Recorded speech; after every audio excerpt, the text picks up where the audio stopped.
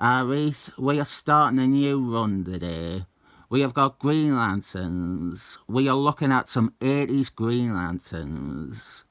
This is issue 172 from January 1984.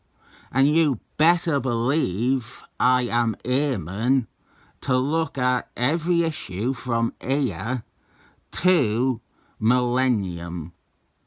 This is a great run on Green Lanterns, beginning here with Lenny Wein and David Gibbons. And we have a good cover. Expect to see plenty more of them in this run, almost every issue. We also have a tremendous splash page. Always nice to start off a run or a collection with a fantastic opening like this. Our creative team is Lenny Wein and David Gibbons, but I wouldn't get too used to them. They do handle the book for shy of a year, but this is moreover what I would call the beginning of Steve Englesheim's run. He takes over with issue 188, which is a fair bit away, but most of the broad setup and characters are continuing straight on from what came before. Trust me, maybe you think you just want to read the Steve Englesheim issues. You're a big Steve Englesheim fan, and you cannot be asked with Lenny Wein or David Gibbons. You will feel like you have had a full meal if you start here at 172. This is a clean starting point, and there's loads of bits in Steve Englesheim's issues that won't be very understandable without their setup from Lenny Wein and David Gibbons' issues. We have an introductory sequence. It's alright, it's good for what it is. Green Lanterns, the rat bastard version unfortunately. He is caught in a meteor storm and he demonstrates some of his Green Lanterns' powers by breaking it up. He plays like asteroid snooker with them. You were expecting baseball, weren't you? That he would make a baseball bat with his ring and that he would hit it away. Nah, he plays snooker. That's the type of person Rat Bastard is. He prefers snooker to baseball. This character, Rat Bastard, he might be the thing that puts you off reading this. I have never liked him. Before he became a Mary Sue, before he became an interesting villain, before he was an interstellar nonce, he was always this guy who was at best a blank canvas and at worst intensely unlikable. A book like Spider-Man, people read that because they love Spider-Man. Spider-Man is a great character, and as chance would have it, he also often had great stories. You'll notice the past tense there. Green Lanterns, on the other hand, Silver Age Green Lanterns, people were reading that for the ideas and the stories. It was a great sci-fi comic. It was one of DC's best Silver Age titles. It had unique aliens and exciting worlds. It was this limitless series that could go anywhere and do anything. Nobody was reading it because they really wanted to see if Rat Bastard will get a date with Saffron, or if he'll get a promotion at the airplane company. As some of the previous covers will have shown, we don't have to put up with him as a lead for more than 10 issues. Alvin Stewart takes over and is the main character for the last few Lenny Wen and Dave Giblets ones, and for most of Steve Engletine's stuff, much better and appealing protagonists. As I said, this is a wonderful starting point for any prospective fan.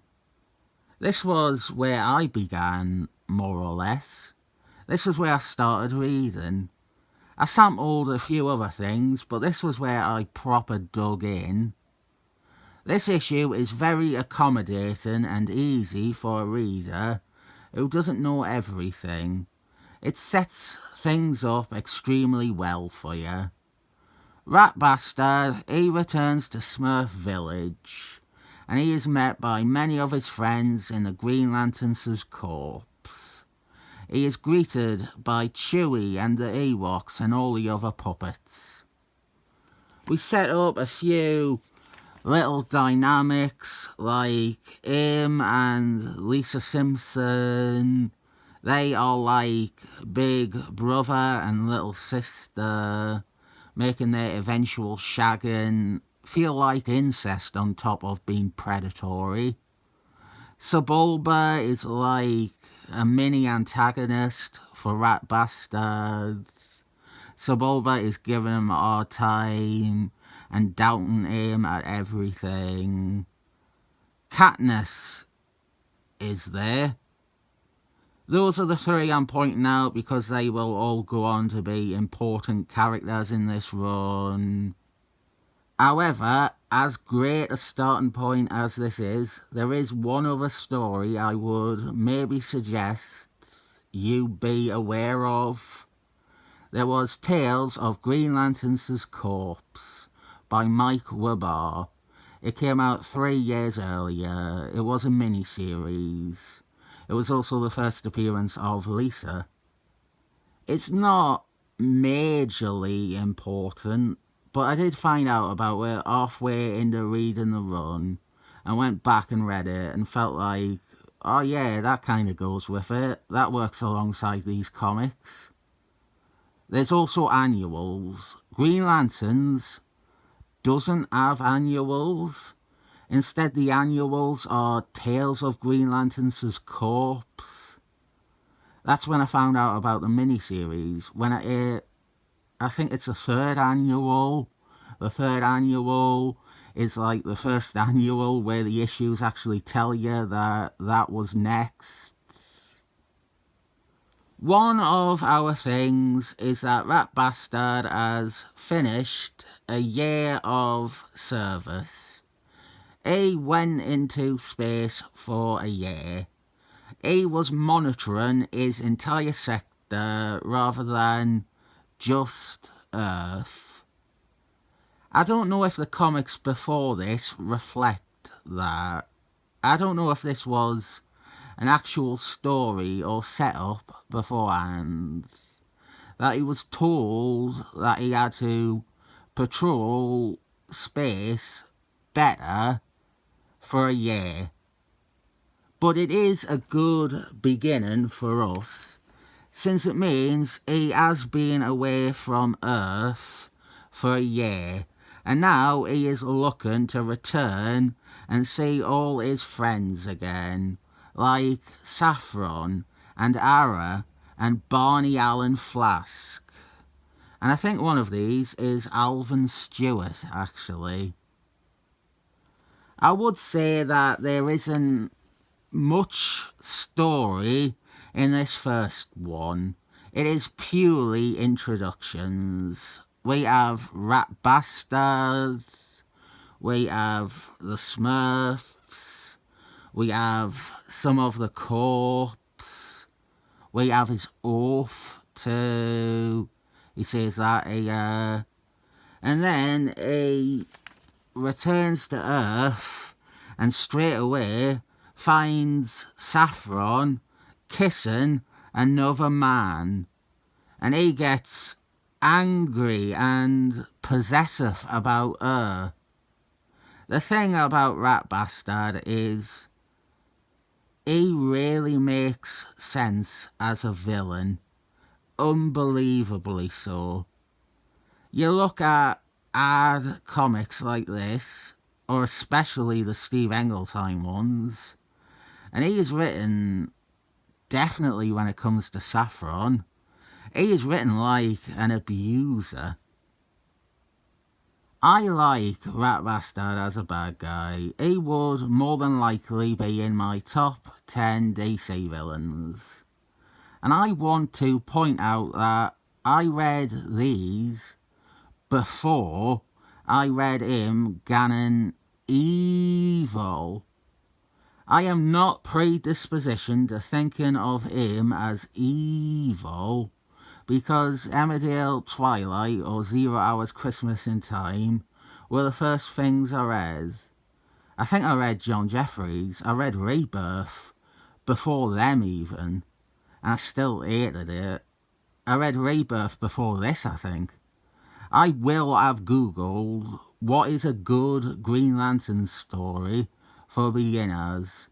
Something I recommend nobody do with DC because all you ever get is John Jeffries. Green Lanterns, you've got to read John Jeffries' run. Flask, John Jeffries had the all-time best run. Justice League, John Jeffries. Tiny Titans, John Jeffries had the best run. Superman, John Jeffries is the only one who can write Superman correctly. Justice Society of Superheroes, John Jeffries should be the only person allowed to write them. Captain Marvel's, the real one, Biffy Baston. John Jeffries, Imperial Guard, John Jeffries' stories are the all-timers. Stephen Hawkman, John Jeffries is the only Stephen Hawkman run you should read. Acroman, John Jeffries made Acroman not a joke for once. Booster Gold, John Jeffries saved the character from obscurity. You would just have shit like that and nothing else. No different opinion anywhere. There are great runs on all those characters and books, and back in the 2000s and early 2010s, all you could find is people proselytizing about how John Jeffries wrote the best version of everything. Even Batman. And he writes the worst ever Batman. Him writing Batman should be a crime. I was going to talk about superheroes being cooked, but this issue resolves that. So instead I've entered about John Jeffries, I am generally going to avoid acknowledging all the ways he broke this character, this lore, all this mythology, this entire world. I do think of everything he has written, Green Lanterns is the thing you can point to as being completely excavated by John Jeffries. There's nothing left. A book filled with character and wild idea. Now it is nothing. It's all pigeonholed down into the dumbest Power Rangers action figure shit. Rat Bastard stops a robbery turned hostage situation, and then we find out that he wasn't being cooked. She was just celebrating a friend getting a promotion. Getting a passionate kiss on the lips for a promotion is pretty good, isn't it? It'd have been better for her had she moved on with another guy. A guy that gets the promotion instead of Rat Bastard who never shows up for work. That is the end of our lead story. As I said, it is very slim, but it is a great place to start. Most of these have been collected, probably out of print by now, but digital trades are available, and illegal downloads of them absolutely are, as I use them for cutaways. We have 3 volumes of Green Lanterns Sector 2814. They start off with this issue, and they run through to issue 200. It gets a bit complicated after that though. There are 3 volumes of Tales of Green Lantern's Corpse. The first one includes that miniseries, as well as some of the backup stories, which you will see one of after this. That first volume is all stuff before issue 172 though. A good companion, nevertheless. It is optional, but maybe if you get a couple of issues into this run and you're liking it, maybe go back and read that then. Volume 2 is all the backup stories, starting from, I think, this issue, and then also the first annual.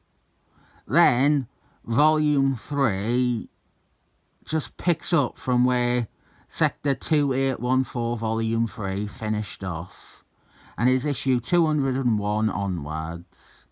Not backup stories either. I don't think they did backup stories by that point anyway. It's just the issues. Then there is Green Lantern's Corpse, Volume 1, Beware the Power, or Beware Their Power. It's DC, so there was never a Volume 2.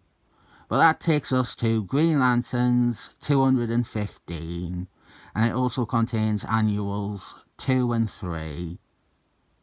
We are only missing 9 issues from right at the end of the series, most of them tie-ins to Millennium. And that is the other thing. Millennium isn't even available on digital platforms. There is an ancient trade paperback of it, but I think the best case scenario is either open for an omnibus of all these trades that adds the extra stuff, or maybe an omnibus of the Millennium crossover, which would cover, I think, all the missing stuff from these scattered collections. I wouldn't pin any hopes on seeing new Smurfs anyway. I don't think that'll be collected. Steve Englehart only writes issues 1 and 2. It was a Millennium spin-off. The only chance you have of seeing that collected is if they have room in a Millennium omnibus, and I don't think they will. The backup stories are Tales of Green Lantern's Corpse. They are short anthology pieces by different writers and artists. The most famous one is by Albert Moore, which is in a few issues' time. These are great for world building. We get to flesh out some of the other Corpse members. We have them go out and have their own adventures. This one is okay, it's alright, I liked it. We have a planet of scavengers, and this Green Lanterns.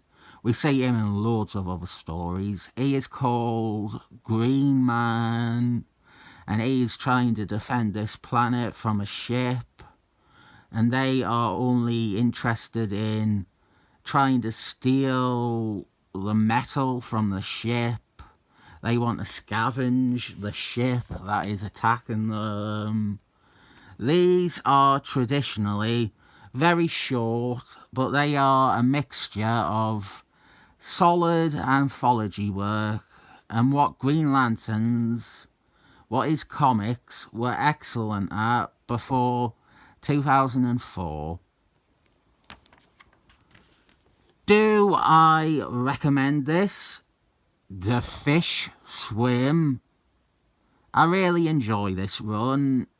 Yes, I am counting all of Steve Englehart's stuff when I say this run. I consider it his run, and Lenny Wen and David Gibbons were only the opening act. A great thing about comics or comic book writers or what were once comic book writers, is that they could be bad on one thing and then good on another.